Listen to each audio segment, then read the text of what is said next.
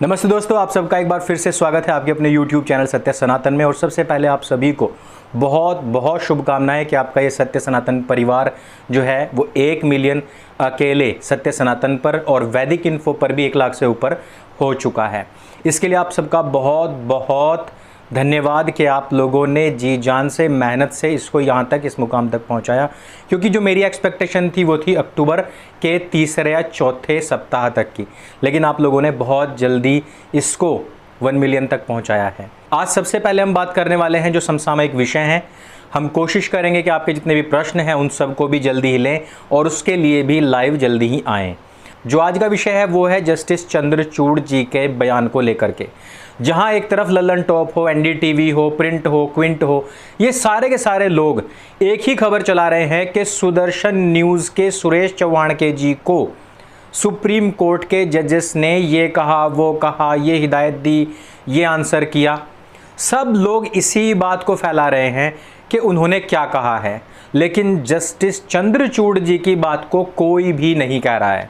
मैं आपको बताऊं कि जिस टाइम पर ये सुनवाई उस दिन चल रही थी, जिस दिन हमने इंटरव्यू किया था सुदर्शन के हेड ऑफिस जा कर के, उस दिन उस इंटरव्यू के बाद में उस पूरी की पूरी कार्यवाही को मैंने भी ऑनलाइन देखा था। और उस समय पर भी जो कुछ भी कमेंट्स जस्टिस चंद्रचूड़ जी के आ रहे थे वो सब यही बता रहे थे कि वो भी इसके पीछे गहराई से की जाने वाली जांच को सराह रहे हैं। जस्टिस चंद्रचूड़ आगे कहते हैं कि जिन लोगों को भी यूपीएससी जिहाद के इस कार्यक्रम पर कुछ भी आपत्ति है या प्रॉब्लम है, उन लोगों को टीवी बंद करके अपने घर में बैठ करके आराम से उपन्यास पढ़ना चाहिए। उन लोगों को टीवी ऑन ही नहीं करना चाहिए, उन लोगों को टीवी बंद कर देना चाहिए। उन्होंने आगे ये भी कहा कि ये जितनी भी बातें हैं उन सब चीज़ों को हम इग्नोर नहीं कर सकते हैं।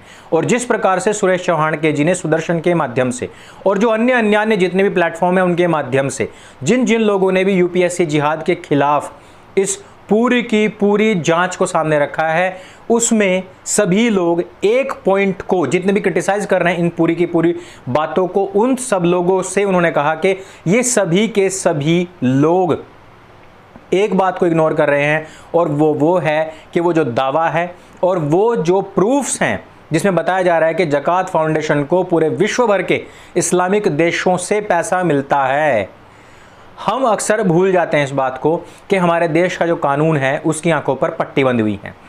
हमारे देश का जो कानून है वो कुछ इस तरीके का है, इस देश में खड़े होकर के अल्पसंख्यक समुदाय के तथाकथित अल्पसंख्यक समुदाय के लोग अपराधों में सबसे ज़्यादा हैं।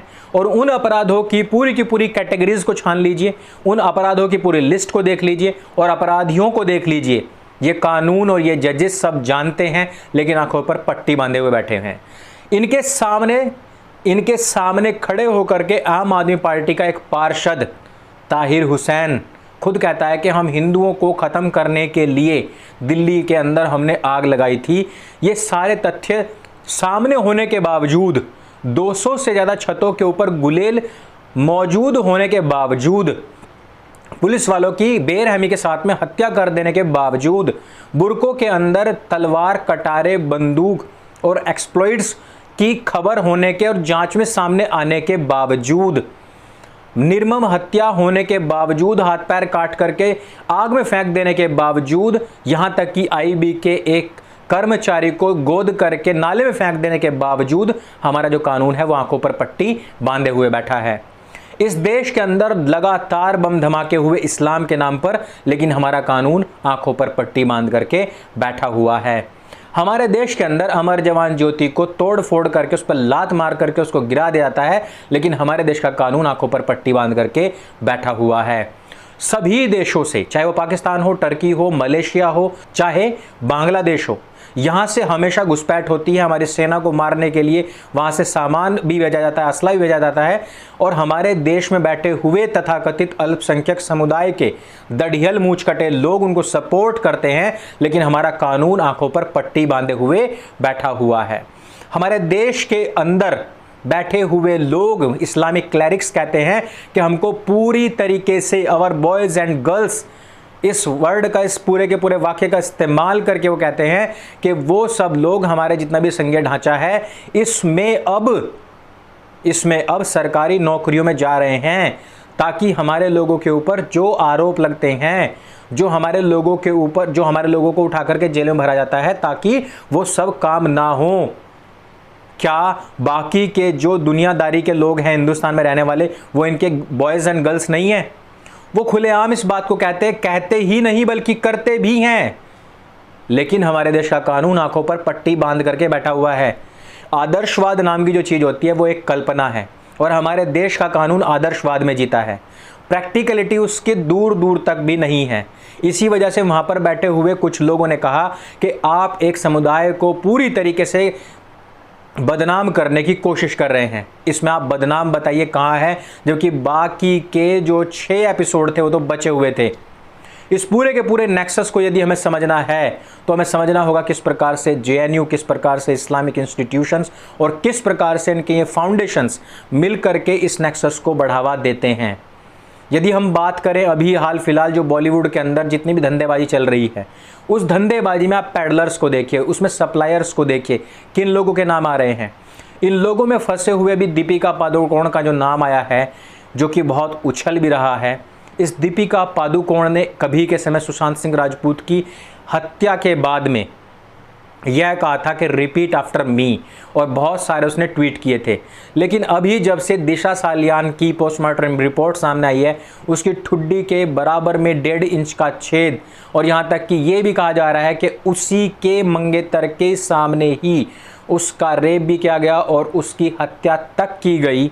अब ये जितनी भी सारी के सारी जांच हैं और ये जितने भी सारे के सारी घटनाएं हैं जो क्रमबद्ध हुई हैं और ये खुलती जा रही हैं, उनके पीछे कहीं ना कहीं इस बॉलीवुड जिहाद का, इसके पीछे छिपे हुए ड्रग्स के बहुत बड़े रैकेट का पर्दाफाश हो रहा है। अब एक टर्म सामने आई है कि यहाँ पर ये लोग इस माल को डी के नाम से जानते थे। आपको भी पता है कि डी कौन है, वो दाऊद का एक निक नेम है। और आप लोगों को भी पता है कि जितना भी इस्लामिक जो छत्र छाया इस टाइम पर पूरे के पूरे मनोरंजन जगत, एंटरटेनमेंट, बॉलीवुड के ऊपर जितने भी ये सीरियल्स हैं, उन सब के ऊपर जो छाया हुआ है, इन सब के पीछे कौन है? दाऊद के जीवनी से आप अगर एक पॉइंट उठा करके देखिए कि उसने अपने पिछले जितने भी डॉन्स थे, उन डॉन से आगे बढ़ कर के एक काम किया था, और वो था ड्रग्स की सप्लाई और फिरौती के बाद में हत्या।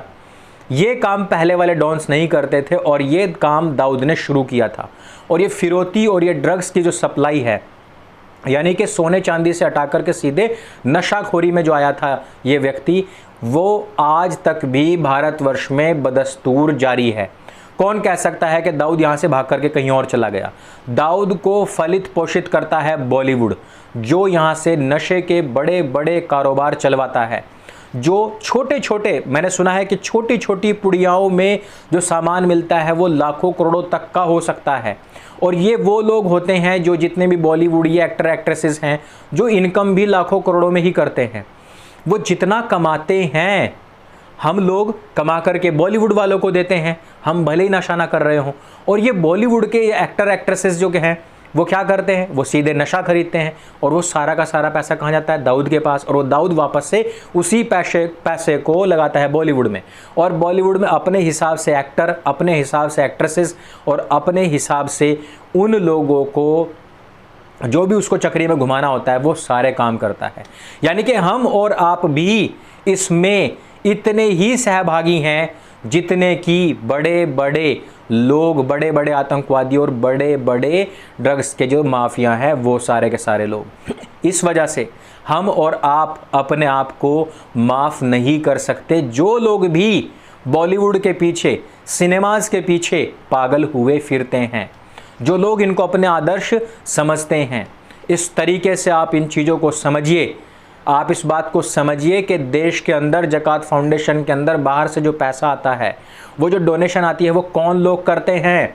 वो लोग करते हैं जो अपनी बढ़िया इनकम करते हैं। इनकम का एक कुछ भाग जो है अपनी कौम की भलाई के लिए, आगे बढ़ने के लिए, उसके विस्तार के लिए, इस्लाम के विस्तार के लिए वो देते हैं, डोनेशन देते हैं। जो लोग इन्हीं ड्रग्स से पैसा कमाते हैं, वही लोग वहाँ पर पैसे को देते हैं, और ताकि इनके बच्चे फिर कल बड़े होकर के IAS बने, IPS बने, इनके माल ना पकड़े जाएं, इनकी जो गलतियां वो ना पकड़ी जाएं, और ये जितनी भी धंधेबाजी यहाँ पर चली हुई है वो ना पकड़ी जाए। इसके लिए ही ये काम होता है। 35 साल के अंदर अंदर इनका टारगेट है कि भारतवर्ष को पूरी तरीके से इस्लामिक छत्रछाया के नीचे लेकर के आना है। लेकिन हमारे देश का कानून आंखों पर पट्टी बांध करके अंधा बना बैठा है। यदि आम जनता को ये चीज़ दिख रही है, यदि आम जनता इस बात को फील कर रही है, यदि आम जनता को लग रहा है कि वो जहां पर इस्लामिक जिहादियों की संख्या ज़्यादा हो जाती है वहां पर हमारा जीना दूभर हो जाता है, तो कौन होता है ये कानून हमको ये बताने वाला कि हम सांप्रदायिक हो रहे हैं या फिर हमको लिबरल होना चाहिए? ये लोग वो हैं जो अपने घरों में बहुत सुरक्षित हैं। ये वो लोग हैं जो बुलेट प्रूफ गाड़ियों से निकलते हैं। ये वो लोग हैं जिनके घरों के आसपास में भी जेड सिक्योरिटी रहती है। इनको कोई फर्क नहीं पड़ने वाला है। भारतवर्ष में निकल करके देखिए 1500 जगह ऐसी आपको मिल जाएंगी जो मिनी पाकिस्तान बन चुकी हैं और जहां पर हिंदुओं का जीना दूभर हो चुका है। क्या ये जो कानून के रखवाले हैं ये नहीं जानते कि कुरान में और हदीस में क्या लिखा हुआ है? क्या ये लोग नहीं जानते कि असलियत क्या है और ज़मीनी स्तर पर हो क्या रहा है? क्या इनको सिर्फ यही कहना बनता है कि नहीं यहाँ पर ये जो संघीय ढांचा है ये सेक्युलर है और आप लोग यदि सच्चाई को खोलेंगे तो ये नफरत फैलाने वाला होगा?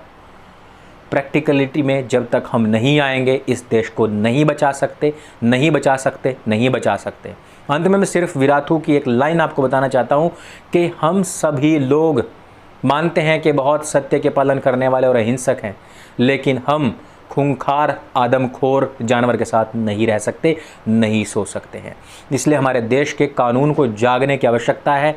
चाहे उसमें दिशा सालियान हो, चाहे सुशांत सिंह राजपूत हो जिनकी भी हत्या हुई है, मृत्यु हुई है, वो लोग हों, और चाहे जितने भी ये लोग जो नशाखोरी का कारोबार करते हैं, और चाहे वो लोग जो भारत के बाहर से बैठ करके पूरे बॉलीवुड को और इस पूरे के पूरे यूपीएससी जिहाद को कंडक्ट करते हैं, इन सब लोगों का खुलासा होना अत्यंत आवश्यक है।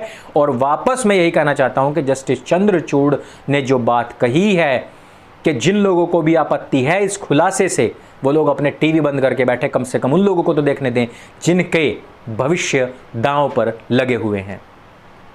ये वीडियो यदि आपको अच्छा लगे तो आप इसको सबके साथ में शेयर अवश्य करें। सत्य सनातन आपका अपना यूट्यूब चैनल है, इसको बहुत ज़्यादा आपने सपोर्ट किया है, इसको आगे भी सपोर्ट करते रहिए। मेरे संग बोले सत्य सनातन वैदिक धर्म की जय। जय हिंद, वंदे मातरम।